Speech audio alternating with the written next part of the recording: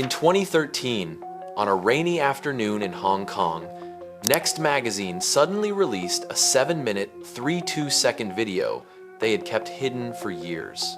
In a cluttered living room of a rundown flat in Ma Hang Estate, a woman wearing a wrinkled t-shirt, hair disheveled, eyes swollen from crying, sat curled up on an old sofa. That was Yammie Lam Kit-ying, Lan Jie-ying, the most beautiful TVB goddess of the 80 seconds and 90 seconds. The woman newspapers once called so stunning even the gods would be jealous. The one Stephen Chow himself publicly admitted was the most beautiful in A Chinese Odyssey.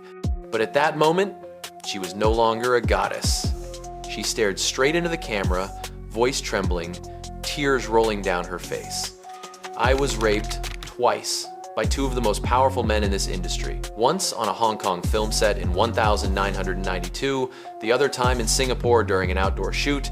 I stayed silent for 20 years because no one would believe me. They had money, they had power, and I was just an ant.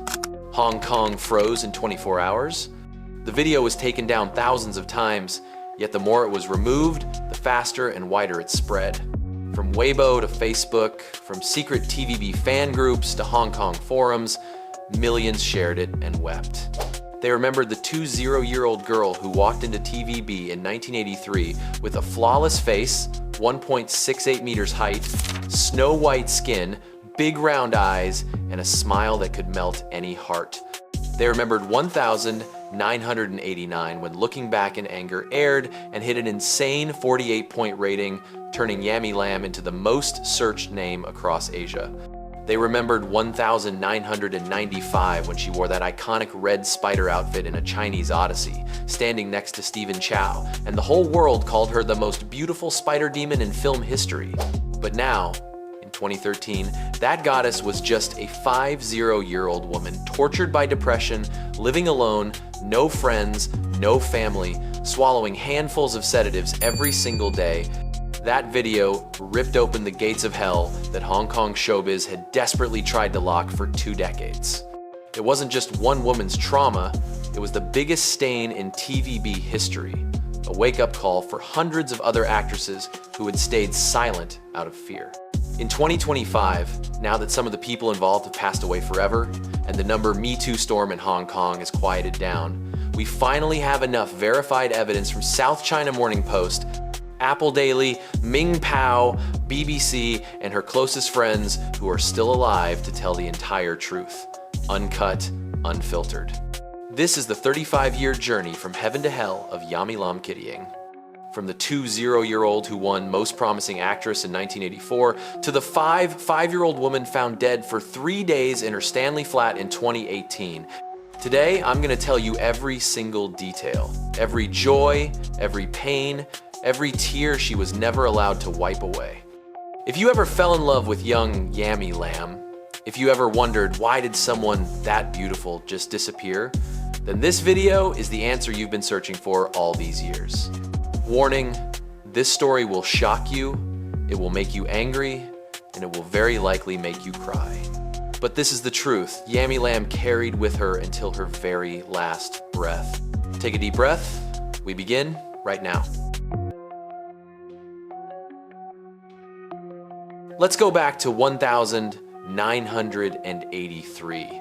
Yammie Lam Kit-ying, just 20 years old, fresh out of high school, 1.68 meters tall, model-like figure, a face so perfect that TVB photographers gasped. She was born for the camera. She entered TVB's 12th acting class alongside future legends like Sean Lau, Margie Tsang, and Francis Ng. Within 6 months, producers were fighting to sign her. In 1984, her very first role in The Return of Wong, Fei Hung sent audiences crazy. The real explosion came in 1989 with Looking Back in Anger, the highest rated drama of the decade, peaking at 48 points and breaking TVB records for 10 straight years. Yammie played Miu, Fun Fong, a strong yet tragic woman. When she cried on screen, the entire city cried with her. TVB's ad revenue skyrocketed, newspapers crowned her the ratings queen. Then came hit after hit, The Greed of Man, 1992, Her role as Lok Wai-ling won her Best Actress at the Next Magazine TV Awards, the File of Justice series, the TV adaptation of A Chinese Ghost Story, The Legend of the Condor Heroes. Yammie Lam's name dominated Asia. In 1995, she accepted Stephen Chow's invitation for A Chinese Odyssey. The red spider demon outfit she wore became immortal. At the press conference, Stephen Chow said openly, "I chose Sister Yammie because she's the most beautiful. No one else could replace her." That seductive smile next to the Monkey King made millions of teenage boys plaster her posters on their bedroom walls. At 32, Yammie Lam was earning tens of millions of Hong Kong dollars a year. Luxury cars, mansions, fans lining up outside studios just for a glimpse. The media placed her among the legendary 5 beauties of TVB, alongside Karina Lau, Maggie Cheung, Anita Yuan, and Sandra Ng. Her life looked like a modern fairy tale, from an ordinary girl to a goddess worshipped across Asia. But 1995, the absolute peak, was also the year the first crack appeared. Her father suddenly died of cancer. As the youngest and most beloved daughter, the shock left her collapsing in tears for days. TVB gave her 2 weeks off, but the packed schedule didn't allow her to grieve. In 1997, her mother passed away from heart disease. 2 years, both parents gone. Yammie began drinking to fall asleep, started getting unexplained headaches. Friends later recalled she would sit alone in the dressing room, staring at the mirror and crying. No one paid real attention, because on camera, she still smiled radiantly. A goddess was never allowed to be weak. Then, in 1998, came the horrific car accident. Her sports car slammed into a highway divider, neck and left arm severely injured. Doctors said 2 more centimeters and she would have been paralyzed for life. 3 months in hospital, neck brace for half a year. Contracts were canceled one after another. TVB quietly pushed her aside for younger faces. At the same time, her long-term boyfriend, a wealthy businessman, cheated with a young model. She found out, they fought, broke up in tears. Tabloids screamed, "Yammie Lam dumped because she's old." Pressure piled on top of pressure. In 1999, she was officially diagnosed with severe depression and bipolar disorder. Doctors prescribed heavy sedatives. From that moment, the goddess began her freefall. She appeared less and less, refused interviews, refused parties. Friends said she once called at 3 a.m. just to ask, "Do I really exist?" In 2001, after 18 years, she left TVB for good. Her contract expired, and she didn't renew. TVB didn't fight to keep her. The door of showbiz slammed shut. And from here, Yammie Lam entered the darkest chapter that almost no one knew about.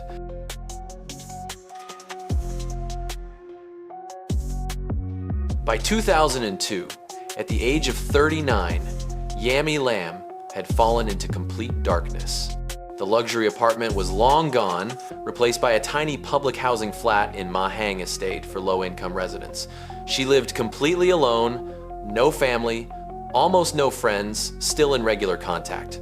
Neighbors said that at 2 or 3 in the morning, they often heard loud crying from her unit, followed by the sound of things being smashed. Antidepressants and sleeping pills kept piling up every month. Some days, she swallowed handfuls and still couldn't fall asleep. In 2004, she fell into a severe crisis and had to be rushed to hospital after seriously harming herself. The domestic helper found her just in time and saved her life. Tabloids only ran a tiny note. Former actress Yammie Lam hospitalized for blood loss. Almost no one visited. Only a few old friends quietly sent money. Andy Lau was one of the very few stars who supported her silently, sending around 400,000 Hong Kong dollars every month for years, never making it public. In 2006, she was baptized Catholic and took the Christian name Mary. Almost every day, she went to Street Anne's Church in Stanley, kneeling for hours before the Virgin Mary statue, whispering, "Please give me peace." But peace never came. In 2007, she was found wandering the streets of Causeway Bay at midnight in her pajamas, hair wild, talking to herself. Police took her to the station, they called relatives, but no one answered. In the end, the church had to bail her out. Paparazzi screamed headlines, "TVB goddess goes insane." From then on, every time she stepped outside, she was secretly photographed and mocked. She withdrew even further. 2008 and 2009 became the most terrifying years. Repeated psychiatric hospitalizations, sometimes forced admission because she was repeatedly harming herself. Medical records noted patient experiences auditory hallucinations and believes the whole world has abandoned her and she is being watched. In 2011, she moved to a tiny 30 square meter flat in Stanley that would later become her final home. Old furniture, empty pill bottles everywhere, walls covered with photos of her younger, glamorous self. She taped newspaper over every window so no light could enter. The milkman said some weeks she never opened the door, just left cash under the mat. Then 2013 arrived, and Next magazine dropped the bombshell video. After it went viral, some industry figures denied everything and threatened lawsuits. But the louder the denials, the more old witnesses stepped forward. An anonymous scriptwriter told Ming Pao, "Everyone knew. Nobody dared say it." Another actress from the same era said, "I once saw Yammie crying in the set toilet, saying someone forced her to drink, and then the sentence was cut short out of fear." Hong Kong erupted into a movement demanding justice for Yammie Lam, but she was already too exhausted. After the video, she barely spoke to anyone again. She just quietly attended mass, went home, locked the door, and waited for release. From 2014 to 2017 were her final years. Her health collapsed. She dropped to just over 40 kilograms. People occasionally saw her sitting alone on a bench in Stanley, staring at the sea, lips moving in silent prayer. No one dared approach because of the paparazzi. On October 31st, 2018, Halloween night, the milkman noticed she hadn't collected her milk for 3 straight days. Police broke in and found her lying motionless on the bed. She had been gone for days. The coroner ruled natural death due to illness. No foul play, no note. But everyone understood. She died of loneliness and wounds that never healed. Fewer than 30 people attended the funeral. Andy Lau sent a wreath but did not appear. Street Anns held a simple mass. Her grave lies quietly in the Catholic cemetery in Chai Wan, marked only by a small stone. Mary Yammie Lam Kit-ying, 1963 to 2018. The world thought the story was over, until 2025, when we finally dare to look straight at the darkness.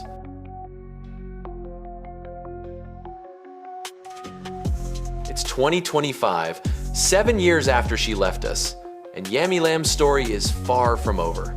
Her grave lies quietly in Chai Wan Catholic Cemetery, but on social media the name Lan Jes-ing is burning brighter than ever. Old clips are being dug up again. Classics like A Chinese Odyssey and Looking Back in Anger are being rewatched by millions on streaming platforms.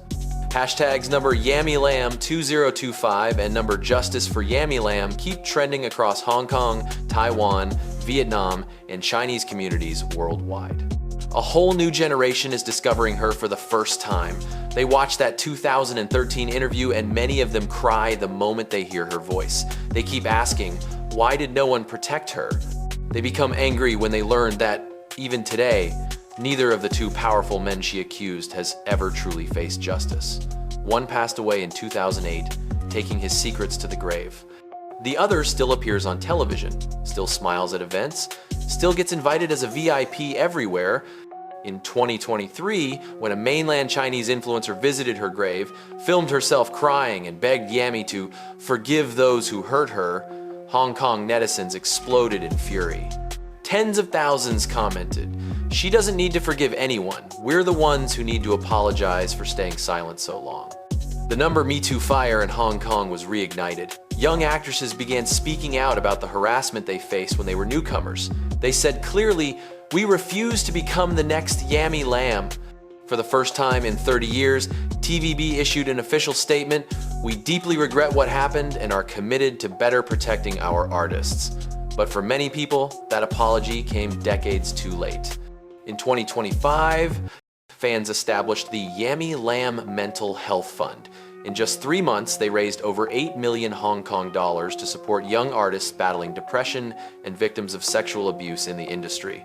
Every October 31st, hundreds of people still quietly place white flowers at her grave in Taiwan. No photos, no live streams. They light a candle, stand in silence, then leave. This year, 2025, a small additional plaque was added beside her tombstone, engraved by fans. Mary Yammie Lam Kit-ying, 1963 to 2018. Our forever goddess, who taught an entire generation that beauty cannot shield you from darkness, but the truth will eventually be told. Yammie Lam is gone, but she no longer died in silence. She has become an immortal symbol for millions of Asian women. Beauty is not a shield. Silence is not golden. And justice, even if late, must still come. If you've stayed with me until the very end today, take 3 quiet seconds to light a virtual candle in your heart for her. Share this video so more people finally know her story. She no longer has a voice to tell it herself, but we still can for her. Thank you for staying until the last second. Yammie Lam, you will always be the most beautiful goddess in our hearts. Rest in peace, sister.